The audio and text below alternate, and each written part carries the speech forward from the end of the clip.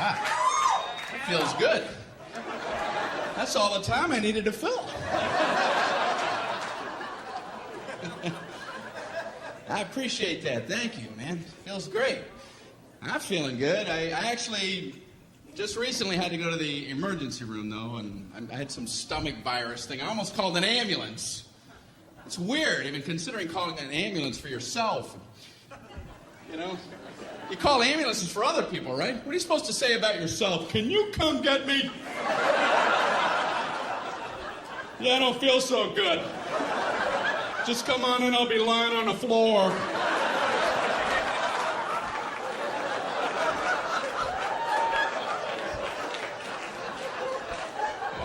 I'm just looking at the phone going, I don't know how to do this.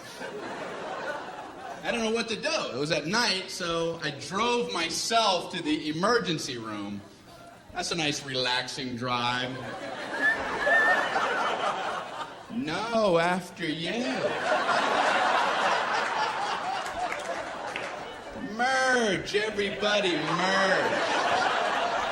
I'm only imploding.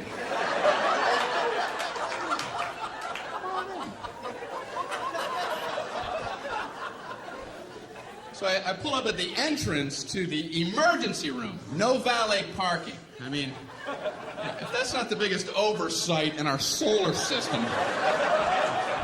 If there's ever a time where you want to go, can you park this because I need to collapse immediately? But no, I'm circling around a parking lot. Can I park there? I think I'm going to die. I'm dying too. Okay, go ahead. Yeah, I'll go up a couple levels.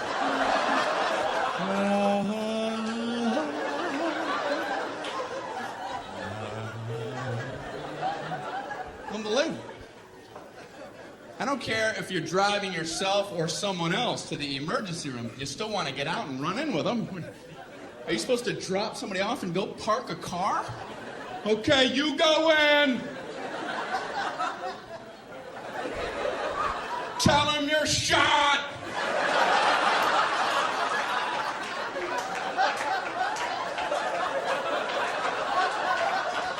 Ask them if they validate.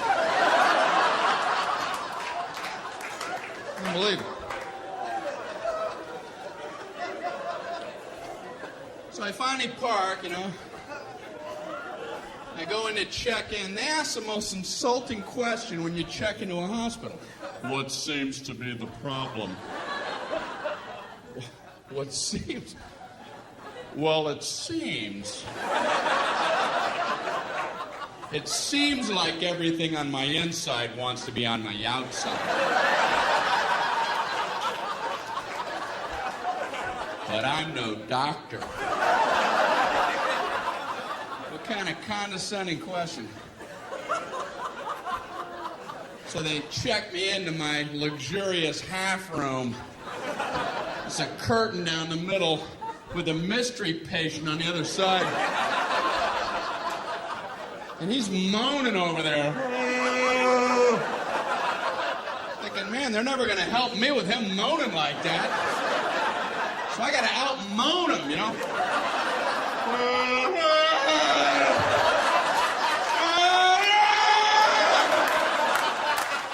Quit moaning, we're all hurting.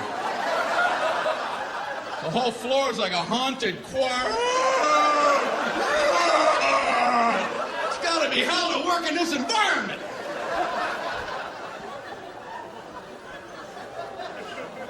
So I'm killing time writhing. Nurse finally comes in. How are you doing tonight? I'm on a gurney. You have a painkiller or something? This is killing me. So she goes, how would you describe your pain? It's killing. I don't know if you remember that part. Ouch. What are we playing, that pyramid game? Excruciating. horrific. Would rather have shards of glass in my eyes. How do I convey this to you? So she asks, how would you rate your pain? 4 stars. 2 enthusiastic thumbs up. She goes, how would you rate it on a scale of 1 to 10, with 10 being the worst? Well, you know, saying a low number isn't going to help you. Oh, I'm a 2. Maybe the high 1s. And you could give me a baby aspirin and cut it in half. Maybe a Flintstone vitamin and I'll be out of your hair. You can go 10 to all the 3s and 4s and such. If anyone's saying such ridiculous numbers. I couldn't bring myself to say 10, though, because I had heard the worst pain a human can endure is getting the femur bone cracked in half. And I don't know if that's true, but I thought if it is, they have exclusive rights to 10. And now I'm thinking, what was I worried about? Is there like a femur ward at the hospital? They would have heard about me and hobble into my room. Who the hell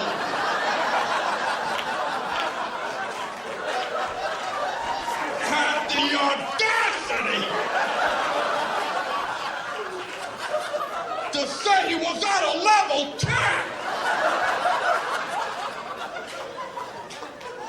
You know nothing about 10. Give me a sledgehammer. Let me show you what 10 is all about, Mr. Tommy A. No!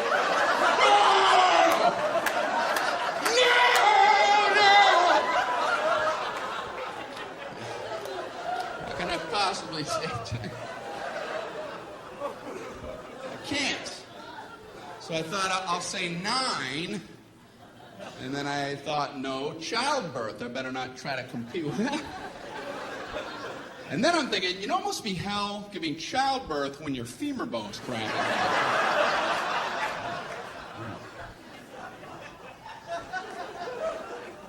So I said, I guess I'm an 8. She goes, oh, okay, I'll be back. I'm like, oh, I blew it. I ain't getting nothing with 8. But she surprised me. She comes in, she goes, the doctor told me to give you morphine immediately. And I'm like, morphine? That's what they gave the guy in Saving Private Ryan right before he died. Okay, I'm a 4. I'm a 0. I'm a negative 11-teen. Morphine. So they gave me morphine. Wow. All I know is about 15 minutes later, just for the hell of it, I was like, I'm an 8 again.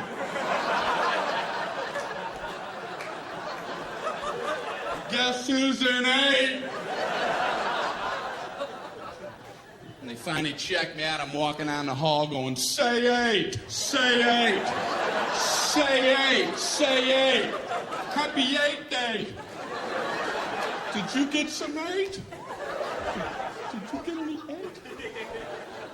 What am I throwing? You can't throw a number. Johnny Appleseed, did you get any 8 over there? I don't understand my own visuals. All right. Up here throwing numbers around. I'm fine now, I think. I don't know. So they sent me to my regular doctor for a follow-up, and I was nervous going because my cholesterol... I knew it was going to be high because last year it was high, and I hadn't done anything different.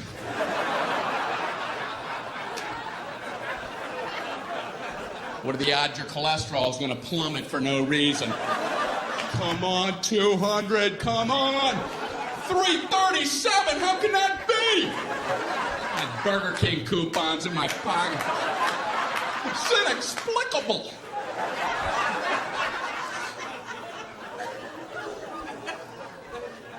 So I was nervous. And I realized that's the only time as an adult that I feel like a little kid. Is when I go to the doctor. You didn't do what I told you, did you? No, I didn't. What should you have done? I should have listened when you were talking to me.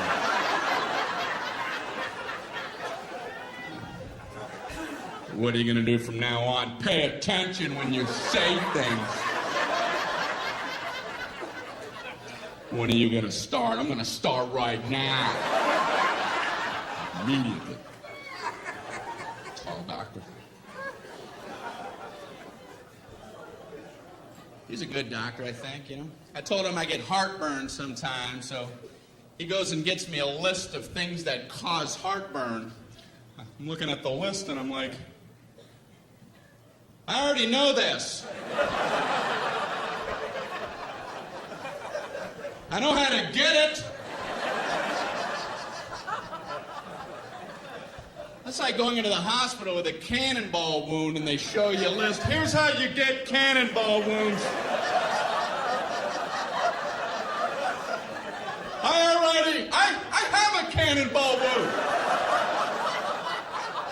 It's gaping. Do you have a tube of cannonball wound ointment?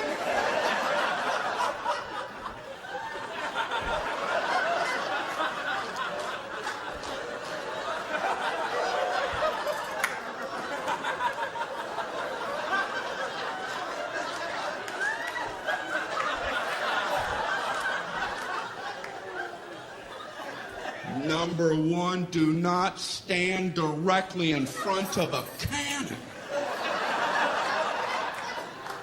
How true that is.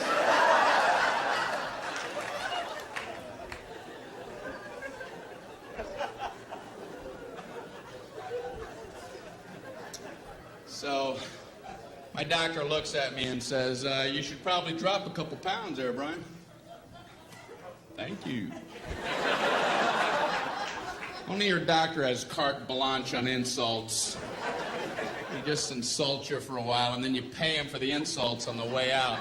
Boy, you should lose some weight, and those moles are looking pretty weird. All right, how much for that, Doc?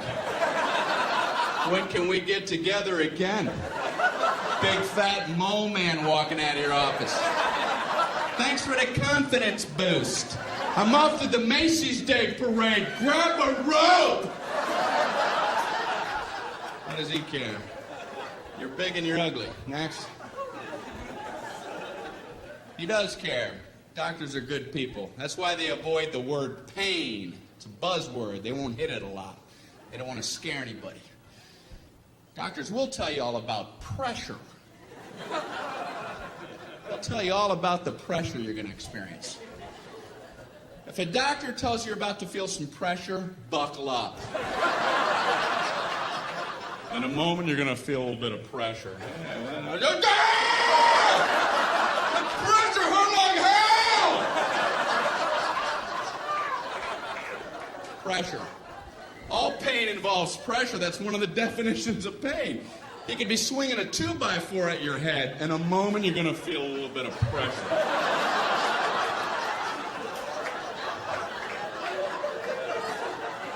Hey, bring it on. I'm good under pressure. I like pressure situations.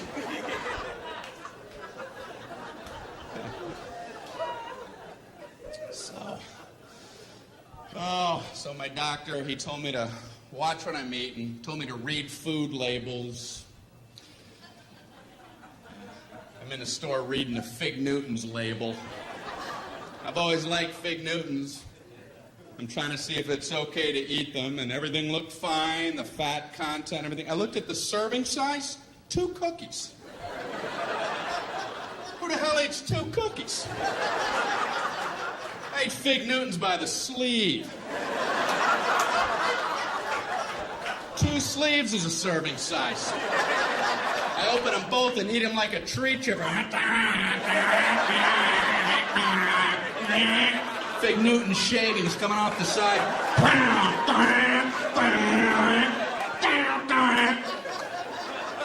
And I put a Newton catcher and empty that bag out as a snack. What the hell are they talking about? 2 Fig Newtons. They're the size of a postage stamp. You want another one? Well, I don't know.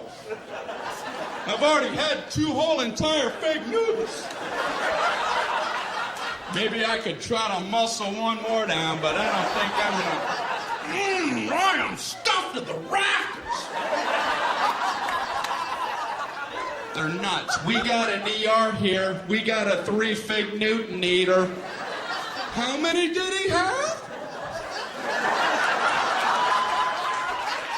What is he, nuts? Doesn't he read?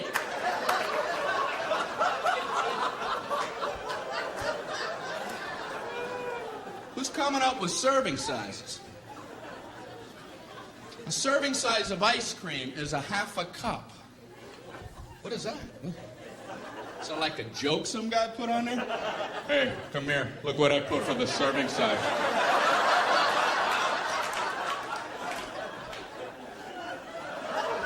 Did you see? I just did it as a joke, but they're going out like that. I don't know what to do. Just let it go. I guess there's nothing you can do now. You ever know anybody to eat a half a cup of ice cream? Hey, you want to go grab something to eat? Oh, no. I had a half a cup of ice cream. Yeah, a whole half a cup. I just kept eating and eating and eating. I must have had 2 spoonfuls.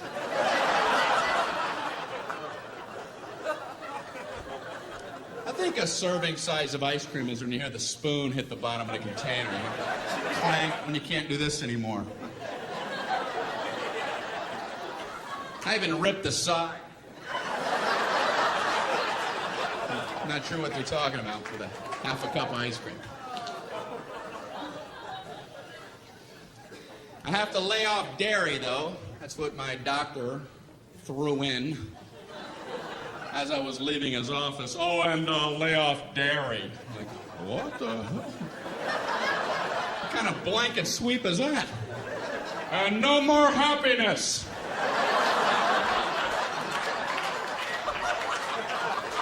Away with you! What does he care? I'm trying to lay off dairy. I'm in the supermarket with my little cart, and I'm trying to avoid the dairy aisle. I can see they all have party hats on over there.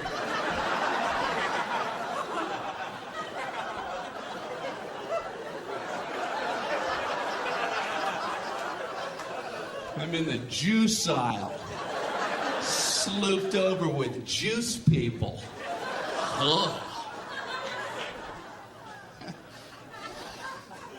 I learned something in the juice aisle, and that is, I don't know what's going on with cranberries, but they're getting in all the other juices.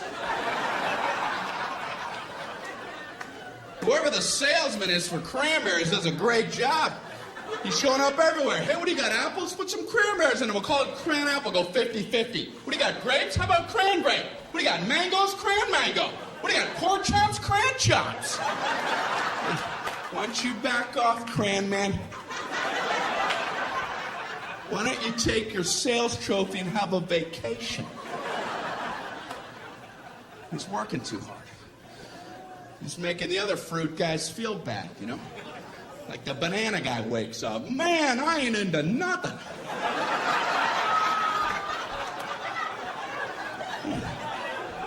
Cram man's all coupled up.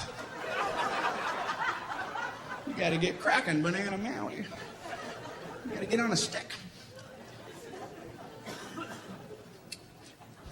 My doctor also told me to,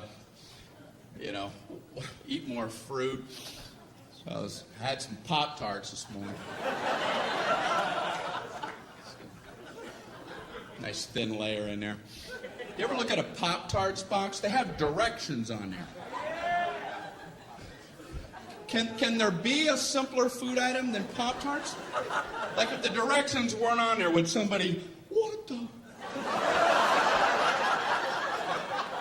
How do I get that goodness in me?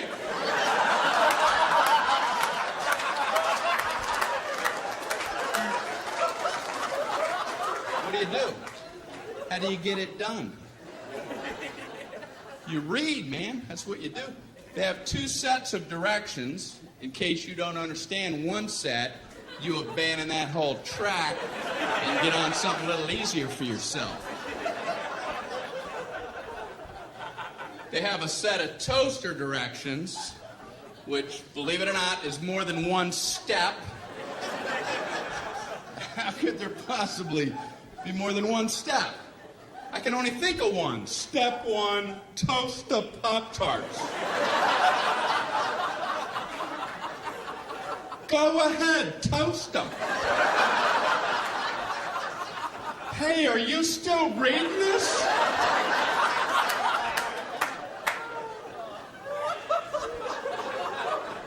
But they've managed to break them into smaller increments.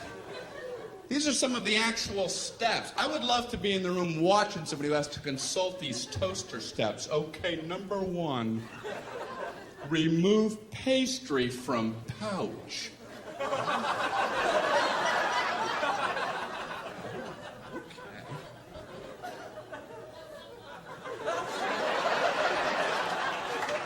I see where they're going with this. We're banging on all cylinders now. Number two, insert pastry vertically.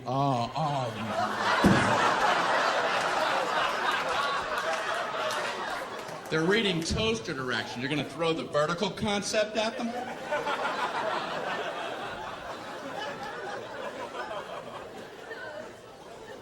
Then they have a whole set of microwave directions. That just blew me away that you could actually microwave a Pop-Tart. I mean, how long does it take to toast a Pop-Tart? A minute? If you want them dark? People don't have that kind of time. Listen, if you need to zap fry your Pop-Tarts before you head out the door, you might want to loosen up your schedule.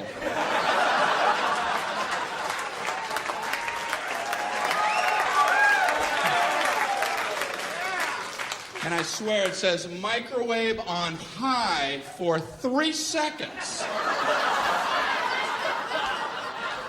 I don't think I want to wake up and be eaten in 3 seconds. The alarm goes off. Put him in ding. Much later, I gotta get out of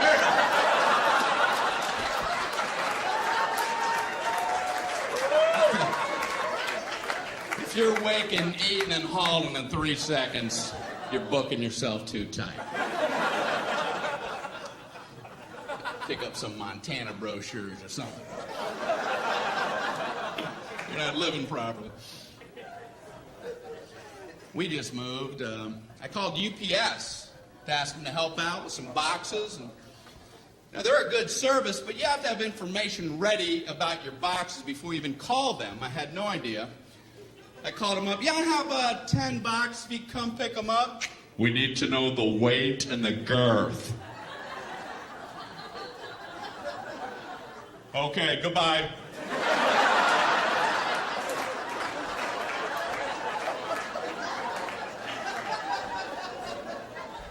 So I called back, we need the weight and the girth. Okay, I don't know what the weight is, and I don't know what girth means.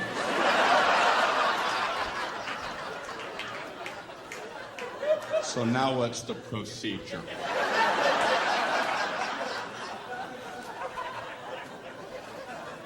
So this guy talks to me like I'm 4 years old. Well, do you have a bathroom scale? Yeah, but if I put the box on a scale, it's going to cover up the numbers! What do I take them off really quick? 0, I'm not fast enough.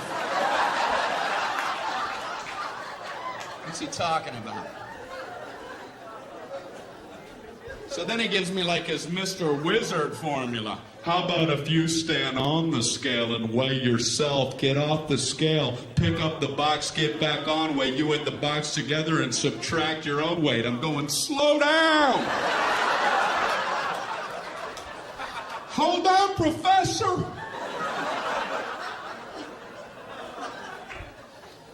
I know this guy's never tried this, because I tried it, and you still can't see the numbers!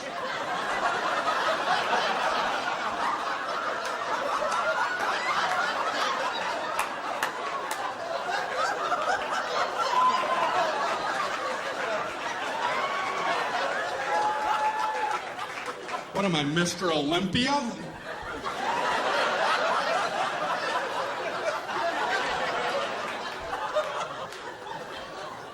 £3.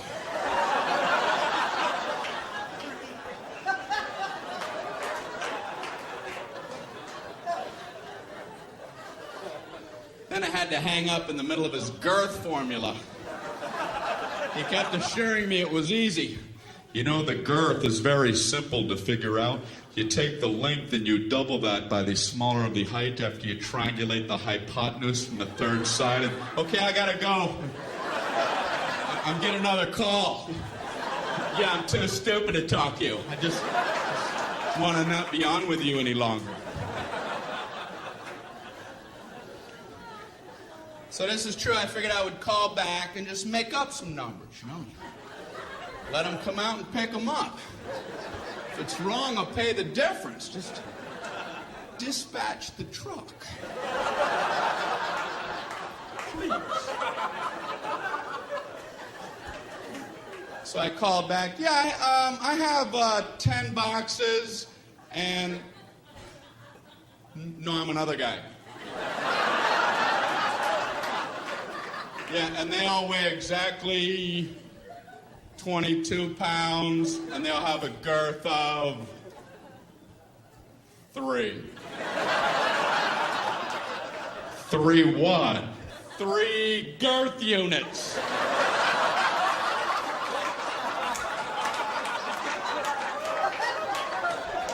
Come pick them up, please. I'm begging you. They're boxes, and they're brown, and they have tape all on them. And they probably fit on a dolly. Why must you torture me?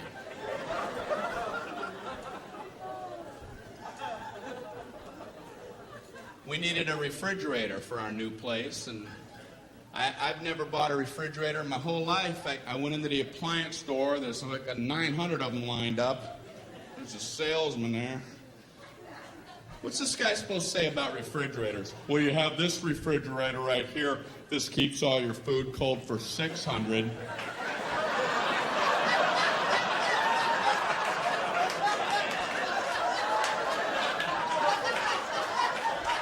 You've got this refrigerator. This keeps all your food cold for 800.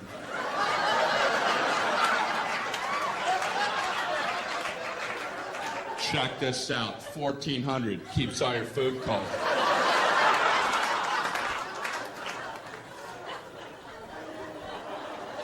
So this guy's working me on this one. I've never seen a guy work so hard. This one is a very nice refrigerator. It has a meat drawer.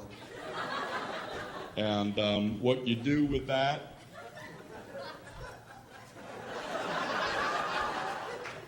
you would put meats.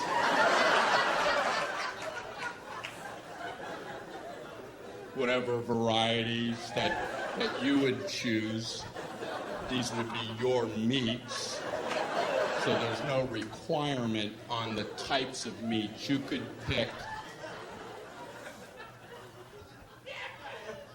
bacon,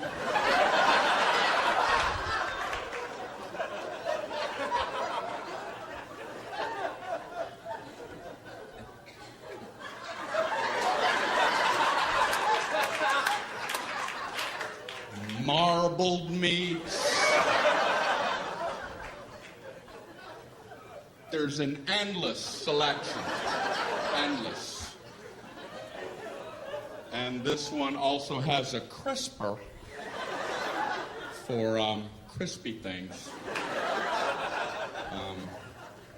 Potato chips.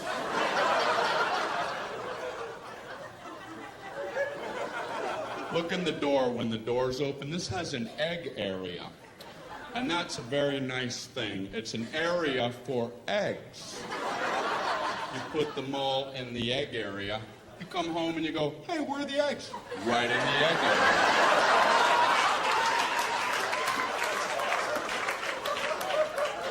And they're all written in cursive, and that's a real nice feature.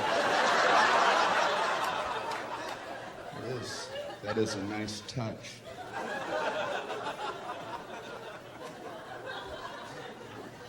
We also had to get the phone turned on. I'm at my friend's house. I call the phone company. Can you turn on our telephone? Okay, it's going to be a problem. I figured. How? Why? It's just going to be a big nightmare. That's our policy. It's going to be a nightmare.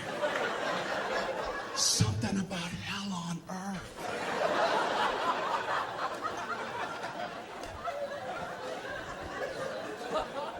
It's different than I thought. I didn't know how it worked, so I asked him, how does that work? Do we have to wait in our home for a few days for the phone people to come out? No, we do it differently now. We can just flip the switch from right here. Oh. Great. Can you go ahead and flip it? We're going to flip it next Thursday.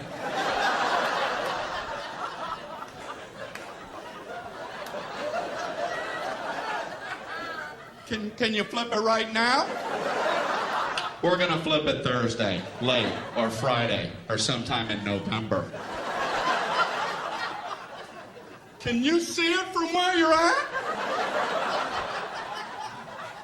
Can I come down and flip it? What do I know? I guess there's only one flip switcher and he has a lot to get to.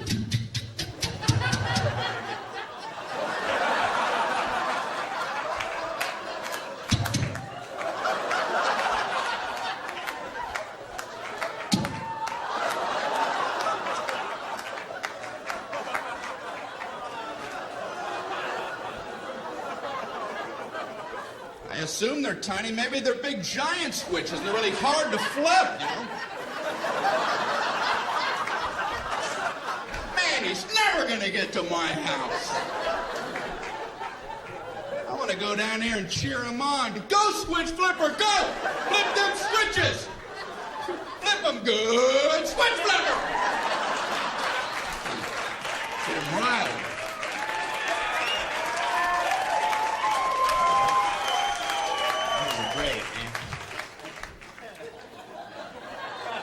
So I had to use a phone to book the flight to come here, and the reservationist gave me a confirmation code. And like I'm an idiot, she gives it to me like this. Mr. Regan, your confirmation code, jot this down. It's B as in boy. Oh, okay.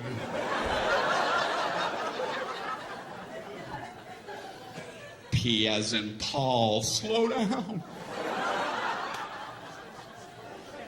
K as in kite. Oh, I know kite. I know. I know all about kite. And Q as in quagmire. Give me another word. I want to fly so badly. I called back to confirm the flight. She wanted to know the confirmation code. I don't know about you, but I feel like an idiot trying to quickly come up with words for letters. And I'm panicking on the phone. The confirmation code, it's B as in, oh man, baked beans.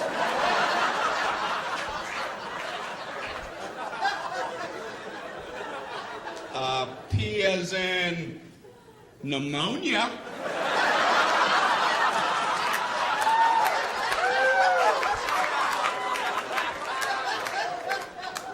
K as in Gaddafi. And Q as in Gaddafi.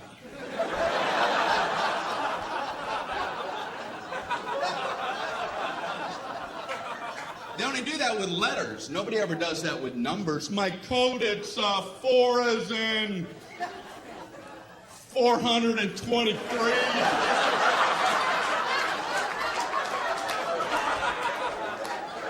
2 as in 2,941. No, 47.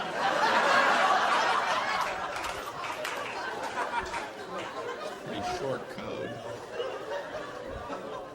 Sometimes you'll get a confirmation code that includes zeros and O's. You write them the same way, they're completely different keys. They'll give you the number 1 and the letter I. You write those the same, There are different keys. A small L looks the same. They don't care you'll never be able to communicate this back clearly. I'd like to give a code to these people for their big vacation. Here's your confirmation code. You're going to need this for your vacation. Are you ready? Okay, it's 111000I10001I small L.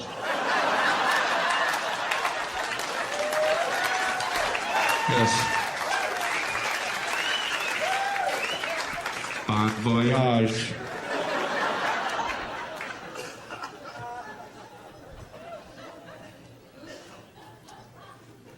You know, I flew here. How come the first class people they can just get on whenever they want? I've always hated that. First class people, board at your leisure. Take your time, first class people. Coach people, no wait, sit, scuzz. Wait, little piggies.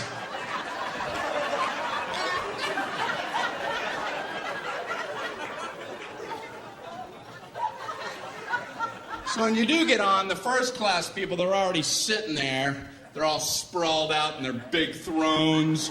Bring me the head of a pig.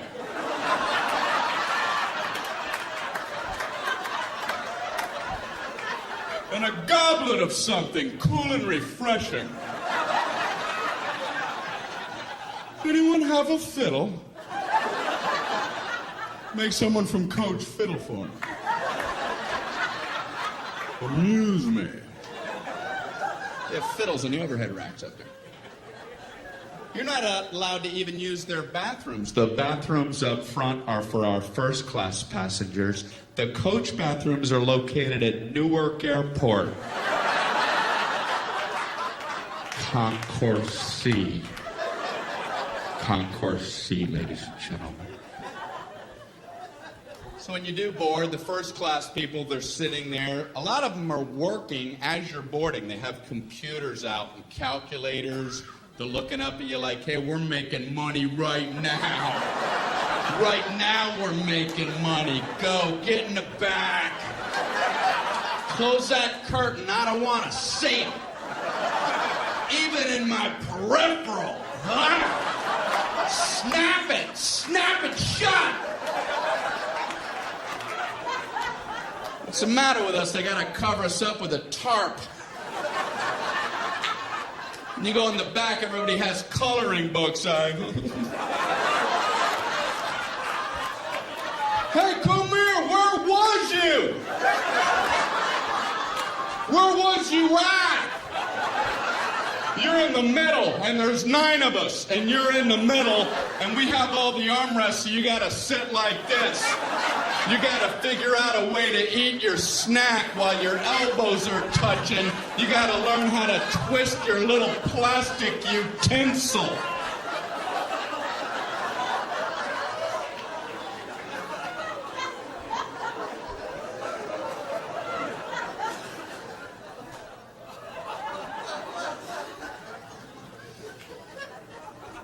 I like to sit way in the back. Way in the back. Except for one thing, all the good meals run out, you know. You're poking your head out from row 199. The flight attendants are this big.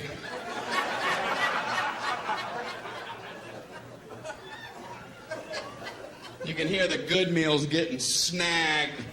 We have a turkey sandwich, a chicken quesadilla, and a cold fish head. I'm just...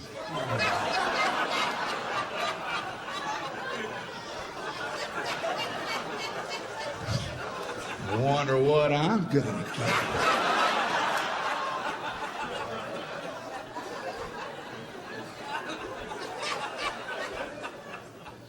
So when they get to the back of the plane, they have to do that flight attendant psychology game and pretend like the good stuff never even existed. It never even was. Would you like a nice cold fish head? They're frozen solid, frozen head of fish. The eyeballs in there and the skeleton's coming out. It comes with a turnip and a spork. I was wishing you'd have one of them left, wishing upon a star.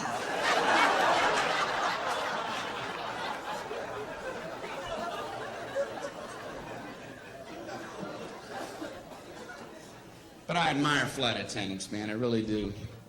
They put up with a lot of garbage from people. Have you ever been sitting in your seat and you see somebody trying to fit something in the overhead rack that you know ain't going in there like in a million years?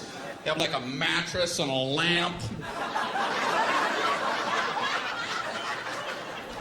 You're looking at them like, what kind of perception problems does this guy have? And the flight attendants are always nice. They always run up and act like it might maybe fit. You know, oh, I don't know if that's going to get up there. We can check it for you, you moron. I know that's what they want to say. I would last about 8 seconds at that job. I'll just get up there. Does that look like it's going to fit? You have this much room, you have a dead yak. Are you okay? You don't see all these people jammed up waiting on you? You don't see any of that, is it?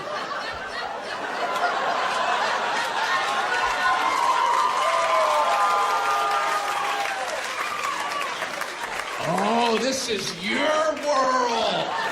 It's all about you. You let us know when you're all set, Captain You Planet.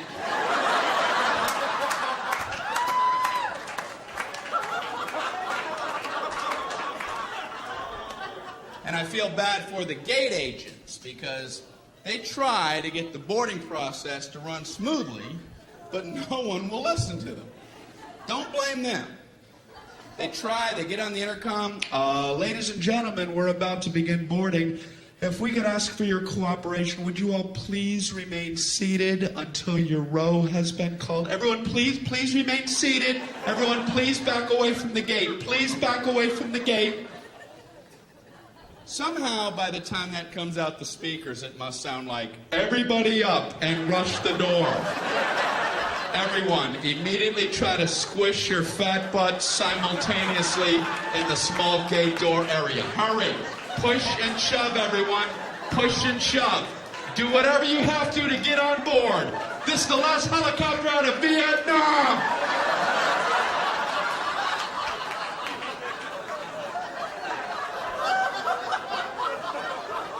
I'm embarrassed to be human. I want to get on!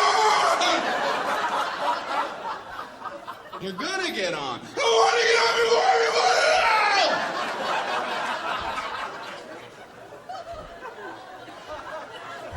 Why?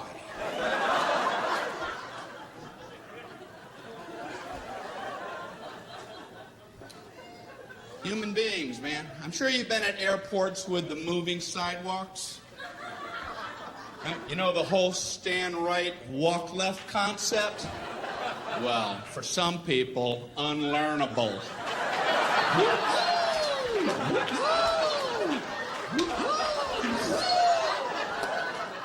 You ain't getting it in, no matter how much stimuli you offer.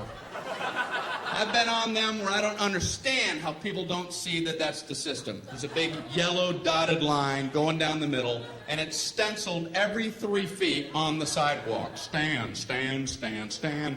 Walk, walk, walk, walk. On the handrail, stand, stand, walk, walk. Up here, stand, walk. Pictures of people standing, walking.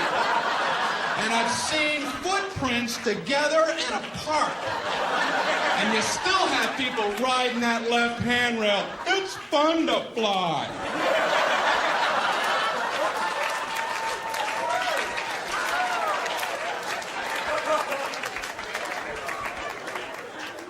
Watch them close, because they're the ones at the end of the moving sidewalk.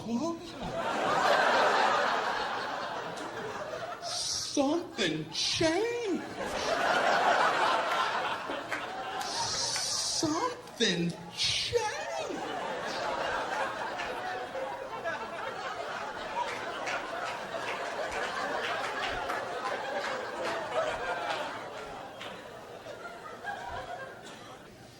I'm trying to get into inventing, and that's hard.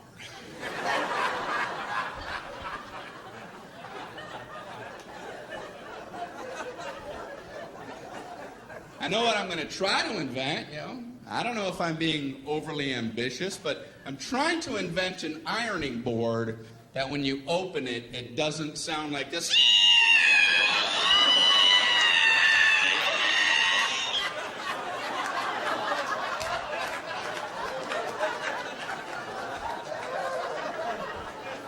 Every ironing board I've ever opened sounds like a witch being boiled in oil.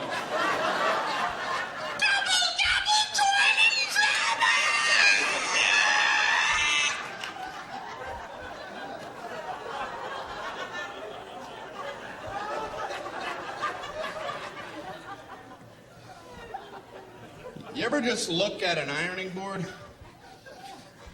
Can you imagine getting that approved in today's safety-conscious world? What did you want to get an approval on? I call it an ironing board. I want to have like a surfboard-shaped device about this high, and I want to support it with two thin crisscrossing poles so the center of gravity is precariously high. So the slightest nudge would be sure to topple it. Then I want to put a big hot metal thing on the top of that with water, the temperature of lava oozing out the sides, dripping off the board for burn wounds. I want one side to be a white hot heat for scarring. I want the sheer weight to be able to cause blunt force trauma. And I want the whole thing to come to a point for puncture wounds. Oh. It seems a little unsafe for adults. I'm not finished. I want a cord coming down so you get the toddlers involved.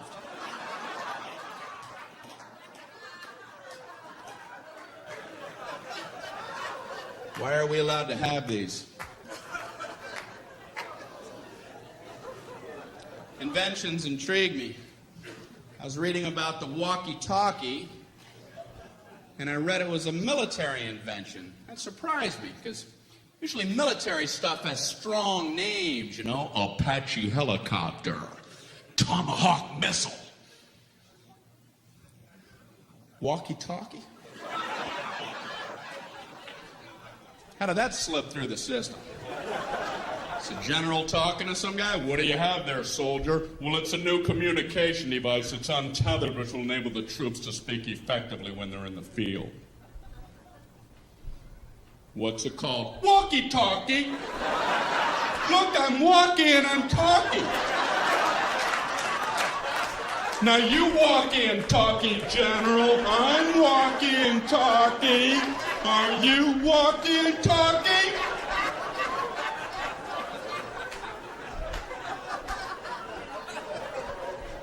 I like it, soldier.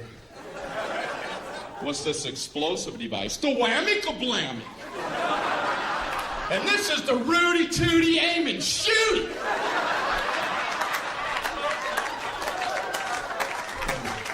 Walkie-talkie.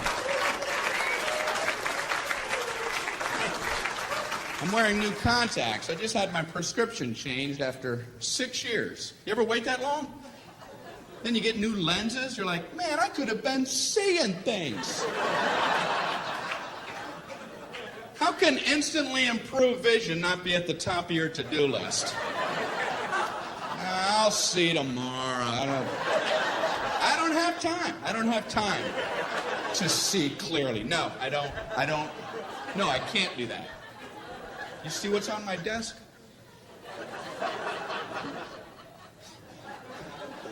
So I go in for the eye exam. I don't know about you, but I concentrate like crazy during the eye exam.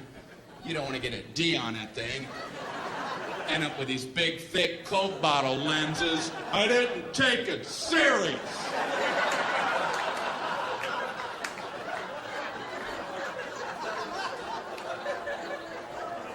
Are you still in here?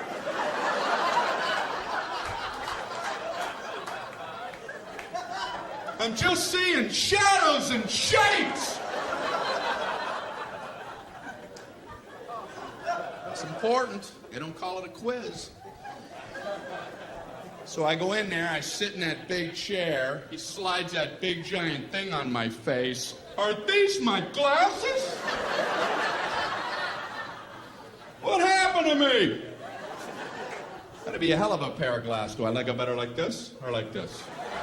I like this one, but I want to see that one again. That one's pretty good, but let's go back to that one. Click, click, click, click, click, click, click. I hate that test because I can't commit. I can feel my eye doctor losing his patience with me. Let's try it again, Brian. Which one do you like better, number 1 or number 2?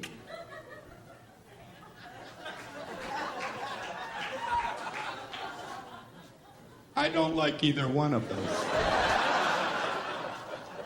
Yeah, but that wasn't the question I asked, was it? I asked you which one you like better, and I was careful to phrase it that way. So why don't you keep that in mind while we try it yet again? Which one do you like better, number 1 or number 2?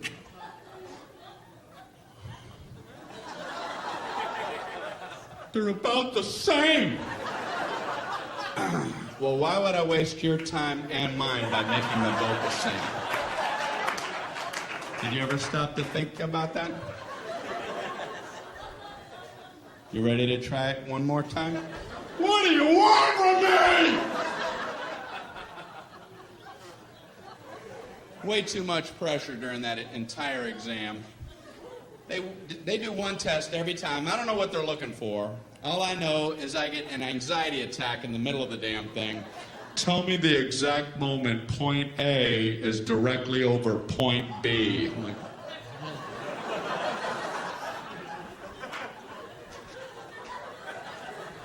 now! No, now! Now! Then! I don't know when it happened. I'm worried if I'm off by 1/8 of a second, I'll get these big, giant Hubble coming attraction glasses. Oh, you must have messed up that A-B test. Did I ever? Grand opening. What are they helping me with? My ability to watch cars pass on the highway? They pass now! And they pass now! Man, how do you do it?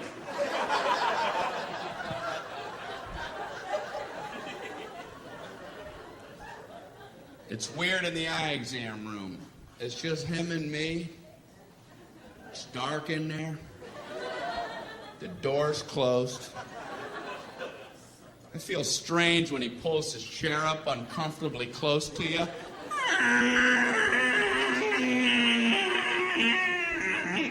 He's like this far from my face. He shines his goofy light into my eyes for about an eternity.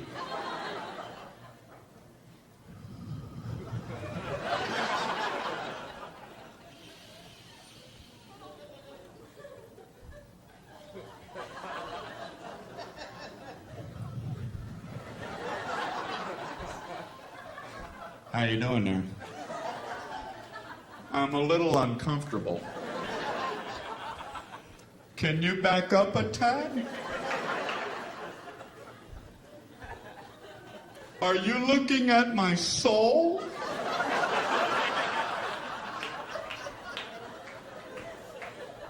You want a Tic Tac?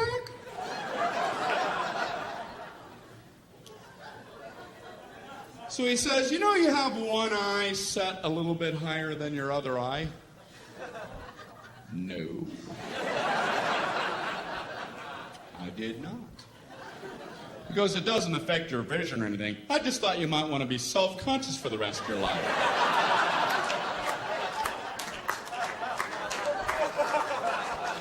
I went out to my car mirror. Am I some kind of monster? Is that a hump? I am not an animal. I am a man. What's the matter with him? Then he asked me, would you like to try trifocals? And I'm like, I must have been away a while because I have no idea what you're talking about. He says it's exactly what you would think. You can see at 3 different distances depending on where you look through your lens. You can see close, medium, or far away. And I'm like, I can't even imagine getting used to that. There's a book, there's a plane, there's Alpha Centauri!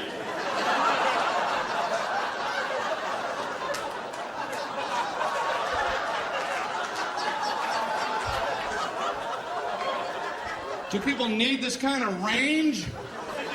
Is that a fly in my nose? Is that a comet? I'm actually kind of quiet off stage. A lot of people don't realize that. I was at a dinner party recently. A bunch of people that I don't know. One guy talking plenty for everybody. Me, myself, right, and then I, and then myself, and me. I couldn't tell this one about I because I was talking about myself, and then me.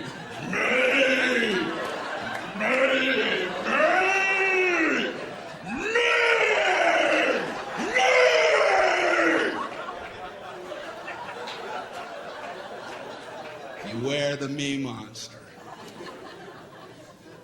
So I tried to jump in with a little story. I don't want to just sit there the whole night. Right when I'm done with my story, this guy goes, "That ain't nothing." Oh, well, didn't mean to waste everybody's time. Telling my nothing story. Here, let Marco Polo speak. He's back with tales of adventure. My story ain't nothing. Maybe it wasn't, because I made the mistake of trying to tell a story about having only 2 wisdom teeth pulled, and I learned a lesson. Don't ever try to tell a 2 wisdom tooth story, because you ain't going nowhere. The 4 wisdom teeth people are going to parachute in and cut you off at the pass. Halt! Halt with your 2 wisdom tooth tail. You will never complete one. Trust me. I'm trying to tell my story. You know, I had some wisdom teeth pulled. I had 4 pulled. Oh, okay.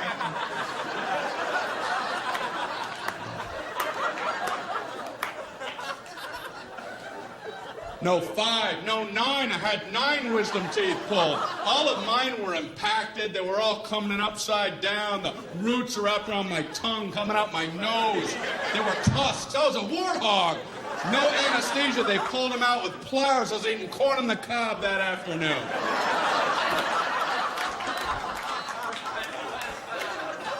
Pin the blue ribbon upon his chest. That knocks the socks off of my wisdom tooth tail. Why do people need to top other people? I've never understood it, and I see it all the time. Obviously, people get something out of it. At best, people wait for your lips to stop. Yeah, let's finish.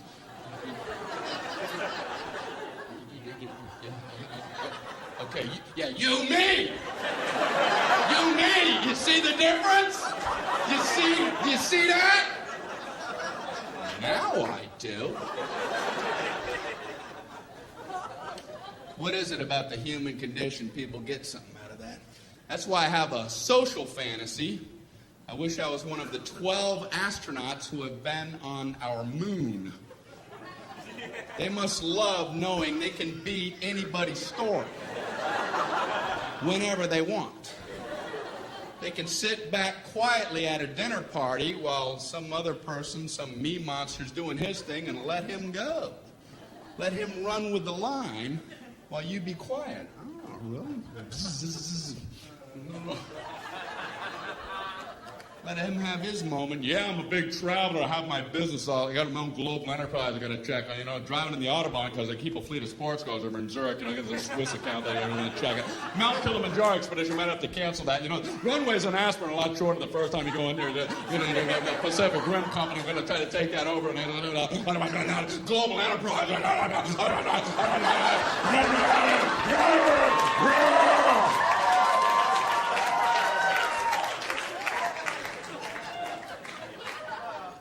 I walked on the moon.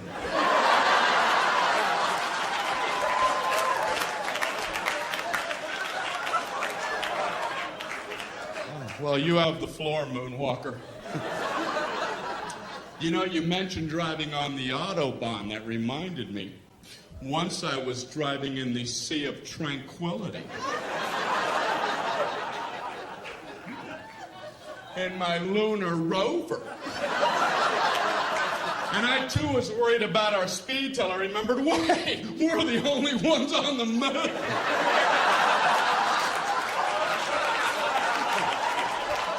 You guys are great. Thank you very much.